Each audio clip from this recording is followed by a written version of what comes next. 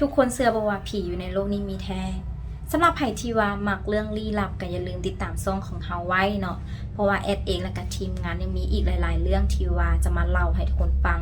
แอดขอบอกกันเลยว่าทุกเรื่องที่แอดเล่าลงช่องเนาะก็จะเป็นความเชื่อส่วนบุคคลแอดเองก็บ่ได้บังคับให้ทุกคนมาเชื่อทุกสิ่งที่แอดเล่าลงไปฟังเพื่อความบันเทิงเท่านั้นเองเรื่องของมื้อนี้ที่แอดจะมาเล่าให้ทุกคนฟังเนาะเป็นเรื่องของอ้ายคนนึงที่มีชื่อว่าไอตี้เพิ่นก็จะเป็นคนที่ว่าดุมันขยันมันเพียรมันแบบว่าไปซอกฮู้ซอกเห็นมันไปหาเงินหาคำมันที่แบบคิดหาครอบครัวเพื่อที่อยากจะให้ครอบครัวอยู่สุขสบายแล้วก็มีมื้อนึงที่ว่าไอตี้จะต้องสร้างครอบครัวแล้วก็ออกเงินไปพ่อกับแม่ก็บ่ได้แบบว่าซื้อเงินหรือว่าซื้อดินอีหยังป่าไว้เพียงแต่ว่าถ้าไอตี้แบบว่ามีเมียเนาะพ่อกับแม่ก็เลยจะเอาเงินให้ไปซื้อเงินเองก็ไอตี้เองเพื่อนกาไปซอกเฮือนเนาะที่ว่าราคาแบบบ่แพงหลายราคาก็แบบพอเหมาะพออยู่สองผัวเมียแล้วก็มีห้องเพื่อลูกใหญ่ในอนาคตละไอตี้เองเพื่อนกะได้ไปเจอกับเฮือนหนึ่งที่ว่าเป็นเฮือนวิลล่า2 ชั้นที่ว่าราคากะบ่แพงเนาะเป็นพอดีอยู่แล้วก็ถึกสตาร์ไอตี้แฮงไอตี้เพื่อนกะเลยถามราคาถามอีหยังนี่แหละแล้วก็พอฮู้ราคาตอนนี้มันก็เกินไปเนาะราคาก็เกินแต่ว่าไอตี้เพิ่นก็เลยแบบว่าขอราคาหลุดมาเพราะว่าบ้านก็ต้องได้ซ่อมแซมใหม่แน่สินะเจ้าของบ้านก็โอเคก็ตกลงก็บ่ได้มีปัญหาหยังก็ตกลงขายให้กับไอตี้เองพอไอตี้ได้เงินหลังนั้นมาไอตี้เพิ่นก็ซ่อมแซมปลุกเงินแบบแปลงเงินเข้าหมายว่าแปลงเงินและรีโนเวทใหม่หมดเลยจนแบบว่าถึกใจไอตี้พ่อแม่ที่ว่ามาร่วมยินดีนำก็ดีใจที่ว่าไอตี้ได้เงินเป็นของตนเองแล้วก็ได้เงินที่ว่าตัวเองมักตัวเองคิดว่าอยู่แล้วโอเคละพอมื้อนั้นเนาะก็ขึ้นเฮือนใหม่ก็จะต้องมีเซิร์นแบบเอียงหลายๆคนมาแล้วก็แบบมีเซิร์นแบบหมอมาเฮ็ดพิธีมาแบบว่าเฮ็ดพาเข้าหรือว่าเฮ็ดพิธีตามจีนเนี่ยเพราะว่าไอตี้เองเพิ่นก็เป็นคนแบบมีเสื้อสายจีนเพราะเฮ็ดพิธีอย่างแล้วเรียบร้อยเนาะแล้วก็มีการกินแล้วก็สร้างสรรค์อย่างกันปกติเฮือนหลังนั้นไอตี้เพิ่นก็อยู่ไปได้ประมาณ 3-4 เดือนหรือว่า 5-6 เดือนนี่แหละก็บ่ได้มีอีหยังผิดปกติทุกอย่างอยู่ปกติแล้วก็ไอตี้เองอยู่กับเมียก็มีความสุขเองแต่ว่ามีมื้อนึงเนาะที่ว่าเมียไอตี้เองเพิ่นไปเบิ่งหมอเพิ่นไปเบิ่งหมอแล้วหมอก็ท่วงเนาะว่าเฮือนหั่นอยู่บ่ดีเป็นเฮือนร้อนเฮือนไฟอยู่ไปก็แบบมีแต่ปากเสียงกันหรือว่าอยู่ไปแล้วหากินบ่ขึ้นบ่เกินลาตอนนั้นแบบว่าเมียของไอตี้ก็เห็นว่ารู้สึกว่าครอบครัวของตัวเองหันนะแบบหาเงินหาคำยากแต่คือความเป็นจริงแล้วก็คือไอตี้เองเพิ่นเป็นคนที่ประหยัดเนาะเงินเพิ่นก็ให้เมียแม่นอยู่เพิ่นก็ให้ส่วนนึงแต่ว่าส่วนนึงเพิ่นก็เก็บเพิ่นก็บ่ได้ให้เมียหมดและเมียก็สัมผัสเป็นคนที่แบบว่ามักจ่ายแน่ก็เรื่องหาได้ก็หาได้แต่ว่าจ่ายหันจ่ายหลายกว่าที่หามาได้สินะไอตี้เพิ่นก็ฮู้ว่าเป็นว่าเมียเป็นแนวใดแต่ด้วยความที่ว่าฮักเมียไอตี้เพิ่นก็แบบบ่เว้าบ่หยังหลายแต่ว่าได้เงินเดือนมาเพิ่นก็แบ่งแบบว่าส่วนนึงให้สินะแต่ว่าเมียของไอตี้เองสัมผัสคิดว่าไอตี้หันเฮ็ดหาเงินบ่ได้เนาะก็เลยแบบว่าคิดว่าน่าจะมีปัญหาอีหยังก็เลยแบบไปเลาะเบิ่งเลาะไปแล้วก็เห็นหมอหลายๆคนหันเว้าคือกันและเมียของไอตี้เองเพิ่นก็กลับมาเพิ่นก็เล่าให้ไอตี้ฟังแต่ว่าไอตี้เพิ่นก็บอกว่าตัวเองอยู่ก็บ่ได้รู้สึกหยังก็นอนหลับฝันดีทุกอย่างอยู่ก็บ่ได้มีอีหยังมารบกวนจิตกวนใจและเมียไอตี้เพิ่นก็ยังอยู่ไอตี้หั่นแหละว่าอันเฮาลองไปเบิ่งบ่ลองไปเฮ็ดพิธีบ่เพื่อที่แบบว่าอันเจ้าจะแบบหน้าที่การงานเจ้าจะได้ดีกว่านี้เพราะว่าคือข่อยเองก็รู้สึกว่าหาเงินบ่ได้เนาะเพราะว่าเมียของไอตี้เองก็จะมีคำว่าของเพิ่นเองหั่นแหละที่ว่าเพิ่นอยากจะให้ไอตี้เฮ็ดไอตี้ก็เลยแบบว่าฮักเมียก็เลยว่าตามใจเจ้าแล้วก็เมียไอตี้ก็เลยแบบขอเงินไอตี้หันไปเฮ็ดพิธีแล้วไอตี้เพิ่นก็บ่คัดก็เอาเงินให้เมียไปเฮ็ดพิธีแล้วเมียก็ไปเฮ็ดพิธีแล้วอาจารย์เพิ่นก็เอายัน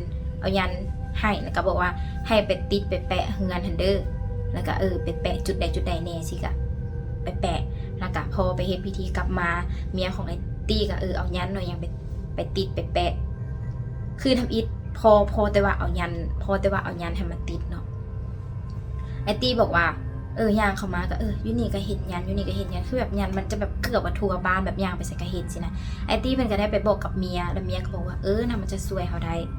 แล้วคืนนั้นที่ว่าไอตี้กำลังนอนอยู่เนาะละรู้สึกหิวน้ำก็เลยย่างลงมาเฮือนครัวหั่น ซอกน้ำกินแล้วตอนนั้นไอตี้เพิ่นบอกว่าได้ยินเสียงแบบคุกคักคุกคักคุกคักเนาะได้ยินเสียงแบบคือคนแบบคุยเครื่องคือคนแบบว่าซ่อหาเครื่องแล้วไอตี้เพิ่นก็เลยแบบเพิ่นงงเพิ่นก็เลยย่างออกไปเบิ่งเพิ่นว่าก็บ่เห็นอีหยังมีผิดปกติทุกอย่างมันก็ยังแบบเครื่องของยังอยู่บนเก่าแล้วล่ะก็ไอตี้เพิ่นก็ยังกลับมาคืนห้องครัวแบบเพื่อที่จะซ่อหยังกินแล้วตอนนั้นไอตี้เพิ่นได้ยินเสียงเนาะได้ยินเสียงผู้ชายหัวอยู่ทางหลังเพิ่นฮึแบบเสียงหัวผู้ชายนะไอตี้เพิ่นตกใจแฮงเพิ่นละหันไปเบิ่งแล้วก็บ่เห็นอีหยังบ่เห็นอีหยังแล้วตอนนั้นเนาะไฟอยู่ห้องรับแขกนะเปิดอีกมัดนึงไอตี้เพิ่นก็ตกใจว่าเอาไฟมันคือเปิดเองละไอตี้เพิ่นก็ย่างไปปิดไฟแล้วพอดีไอตี้เพิ่นย่างคือไอตี้เพิ่นย่างมาฮอดบนใดเนาะไฟมันจะเปิดเองบนนั้นย่างมาขึ้นบนคันไดไฟก็เปิดแล้วไอตี้แบบเพิ่นตกใจแฮงเพิ่นก็เพิ่นว่าเพิ่นบ่ได้เฮ็ดระบบแบบสัมผัสหรือว่าอัตโนมัติเปิดไฟอัตโนมัตินะเป็นอย่างมันคือไฟมันคือเปิดเองแล้วไอตี้เองเพิ่นก็เลยแบบย่างไปปิดไฟพอย่างไปปิดไฟเนาะไอตี้เพิ่นย่างกลับมาย่างไปฮอดสายไฟหันเปิดเองอีกไอตี้เพิ่นรู้สึกแบบมันผิดปกติมันเป็นอีหยังสิแล้วเพิ่นก็ปิดไฟเพิ่นก็ย่างขึ้นไปแล้วตอนนี้ก็บ่มีหยังมากวนละตอนนั้นเนาะเพิ่นย่างขึ้นไปจะฮอดบอลที่ว่าจะแยกไปฮอดห้องนอนเพิ่นได้ยินเสียงประตูห้องน้ำอยู่ชั้นลุงเพิ่นเปิดแล้วก็น้ำก็เปิดแล้วไอตี้เพิ่นปกติบ่ได้เป็นแนวนี้นะสินะหรือว่าเมียหันกวนแล้วไอตี้ละห้องขึ้นห้องเสียเมียแต่ว่าตอนนั้นเมียหันนอนแล้วไอตี้เพิ่นก็ได้ย่างลงมาอีกย่างลงมาละไอตี้เพิ่นก็ไปปิดไฟแล้วก็ปิดประตูแล้วตอนที่ว่าปิดประตูเนาะไอตี้เพิ่นว่าเพิ่นเห็นแหละเพิ่นเห็นผู้หญิงนะผู้หญิงผมยาวยืนอยู่บนแวนหันแล้วแบบไอตี้เพิ่นตกใจแฮงเพิ่นก็เลยแบบมันเป็นอีหยังแล้วก็ไขประตูแล้วก็เปิดไฟเบิ่งก็บ่เห็นหยังแล้วก็ปิดประตูคืนแล้วก็ปิดไฟขึ้นมาห้องพอขึ้นมาห้องไอตี้เพิ่นก็นอนเนาะนอนละไอตี้มื้อนั้นคืนนั้นเพิ่นว่าเพิ่นฝันก็คือเพิ่นฝันเป็นเหตุการณ์เลยแหละคือเหตุการณ์จริงเลยก็คือฝันว่ามีผู้หญิงกับผู้ชายหันซ้อนรถจักรกันไปเนาะแล้วก็ขี่ไปแล้วแบบผิดกันแล้วผู้ชายหันเร่งรถแฮงและผู้หญิงที่ว่าเพิ่นฝันเห็นเนาะเพิ่นว่าคือกับผู้หญิงที่เพิ่นเห็นอยู่ในเวรหันแต่ว่าถึงว่าเพิ่นจะยังเห็นบ่ชัดเจนแต่ว่าเพิ่นเดาได้เพราะเพิ่นจื้อผมแบบนั้นได้แล้วเพิ่นฝันว่าผิดกันแล้วก็เร่งรถไวแล้วจนแบบว่าไปตามกับรถบรรทุกที่ว่าจอดอยู่เนาะแล้วก็ตายคาทีเลยแบบว่าผู้ชายหันสมองหันไหลออกอยู่บนหันเลยแล้วก็ตีนมือขาอย่างสิหั่นนะมันขาดกระดิ่นไปคนละบอลละส่วนแฟนหันเนาะแม่นขาดเคิงเลยคือแบบต่ำแฮงถึงขนาดนั้นเลยและไอตี้เพิ่นฝันนะเพิ่นย่านแฮงเนาะเพิ่นแบบขี้เดียดนะแล้วเพิ่นก็ฮิบตื่นขึ้นมาแล้วคืนนั้นเพิ่นก็นอนบ่หลับเพิ่นก็เลยกินกาแฟแล้วก็ลงมาเฮ็ดเวียกอยู่ลุมพอไปเฮ็ดเวียกเนาะพอไปเฮ็ดเวียกแล้วแบบพักสวยอีกนะไอตี้เพิ่นก็ฝันแบบเก่าแล้วก็ฝันแบบเก่าแล้วแต่ว่าจะเปลี่ยนหน่อยนึงก็คือผู้หญิงคนนั้นบอกว่าสวยแน่สวยเอาไปเผาแน่สินะไอตี้เพิ่นก็ตกใจเพิ่นว่าตั้งแต่เพิ่นย้ายมาอยู่เมืองหลังนี้นะเพิ่นบ่เคยแบบว่าฝันหรือว่าเจอเหตุการณ์อีหยังแบบแปลกขนาดนั้นหรือว่าแบบเจอเหตุการณ์แบบนี้พอดีคืนนั้นกลับมาเนาะไอตี้เพิ่นก็บ่เห็นเมียกลับมาละก็โทรหาเมียก็โทรหาเมียบ่รับแล้วจนแบบว่าประมาณดึกๆนี่แหละเอื้อยของเมียของไอตี้หันโทรมาบอกว่าเมียของไอตี้หันประสบอุบัติเหตุก็คือขี่รถใหญ่เนาะขี่รถใหญ่ไปแล้วแบบปีนอยู่แถวทางบริคำไซแถวทางไปปากซันหันปีนอยู่หันแต่ว่าอาการก็บ่ได้เจ็บหนักอย่างหลายแต่ว่าขาหันต้องได้เข้าเฟือกไอตี้เพิ่นได้ยินแนวนั้นเพิ่นก็เลยแบบว่าเป็นห่วงเพิ่นก็เลยไปเบิ่งเมียไปเฝ้าเมียแล้วก็ถามว่าไปขับขี่จังได๋เพราะว่าปกติเมียของไอตี้เองก็เป็นคนที่ว่าขับรถเก่งอยู่แล้วก็บ่น่าจะมีปัญหาหยังและเมียไอตี้ก็บอกว่าตอนที่ว่าตัวเองหักเลี้ยวหันแม่นตัวเองเห็นผู้หญิงเนาะผู้หญิงผมยาวใส่เสื้อสีขาวแล้วก็ส่งยีนนะยืนอยู่กลางทางก็เลยเห็นให้ตัวเองตกใจแล้วหักเลี้ยวไว้และไอตี้เพิ่นก็เลยถามเนาะเพิ่นก็คิดถึงตอนที่ว่าเมียเว้าถึงเรื่องที่ว่าจะไปเบิ่งหมอเนาะที่ว่าหมอท่วงเฮือนสินะไอตี้เพิ่นก็ถามว่าบ่แม่นเป็นน้ำมันยันที่ว่าเอามาว่าละเมียก็บ่เกี่ยวดอกละด้วยความที่ว่าปกติไอตี้เพิ่นก็แบบว่า บ่ได้สนใจเรื่องอีหยังแนวนี้อยู่แล้วแต่ว่าเห็นอีหยังมันมีหลายๆอย่างผิดปกติไอ้ตี้ก็เลยไปบอกแม่ตู้ว่าเขาเอิ้นอาม่าหั่นน่ะเอิ้นอาม่ามาอาม่าก็มาเบิ่งเนาะอาม่าก็ว่ายันนี้เอามาติดให้หยังมันบ่ดีปกติเฮือนบ่ต้องติดยันก็ได้เราเว้าสินะแล้วกลับไปแบบอาม่าก็เลยบอกว่าเดี๋ยวจะไปเอิ้นหมอคนจีนหั่นนะมาเบิ่งให้แล้วอาม่าก็ไปเอิ้นหมอคนจีนมาเบิ่งให้แล้วหมอคนจีนก็ท่วงเนาะว่าอันเป็นน้ำยันกระถามให้แล้วว่าก่อนที่มันจะมียันหันอยู่เป็นเอาใดไลตี้เพิ่นก็บอกว่าก็อยู่ปกติบ่ได้มีอีหยังและอาจารย์เพิ่นก็บอกว่าต้องได้เอายันออกเอาอันติดยันบ่ได้คันอยู่ไปนี่ย่านแบบว่าไอตี้เองจะเกิดมีปัญหาและไอตี้เพิ่นก็เลยบอกให้อาจารย์เป็นคนเฮ็ดพอตอนที่ว่ากำลังเฮ็ดพิธีหรือว่าเฮ็ดเนี่ยกำลังจะเอายันออกหั่นนะอยู่ไอตี้แบบว่าทุกคนกับแบบซวยไอตี้เอายันออกเนาะพอดีฮอดโตยันสุดท้ายไอตี้ก็แบบว่ายันสุดท้ายมันติดแถวคันไดดิเนาะแล้วไอตี้ก็ย่างขึ้นไปละไปเอาออกแล้วอยู่ไอตี้เพิ่นก็แบบว่าพลาดแบบว่าล้มลงมากิ้งลงมาแบบพลาดแบบขาลงมาสินะ